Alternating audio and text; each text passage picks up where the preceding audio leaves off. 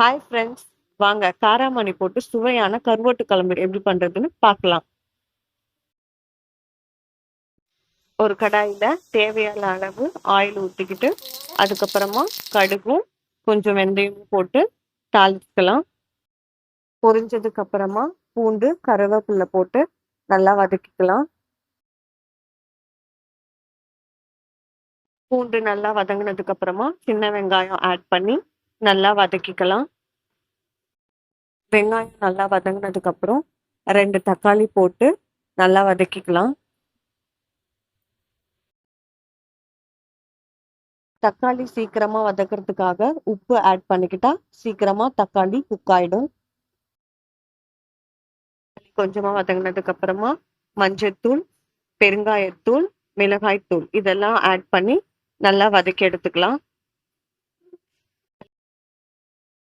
அப்புறம் வேக வச்ச காராமணி தண்ணி ஆட் பண்ணிக்கலாம். அதுக்கப்புறமா தேவையான அளவு புளி கொஞ்சமா கரைச்சி ஊற்றிக்கிட்டு எல்லாமே மிக்ஸ் பண்ணிட்டு நல்லா புளியோட பச்சை வாசனை போற வரைக்கும் நல்லா கொதிக்க வச்சுக்கணும். குழம்பு நல்லா கொதிச்ச உடனே நம்ம ஊற வச்ச காராமணியை ஆட் பண்ணிக்கலாம்.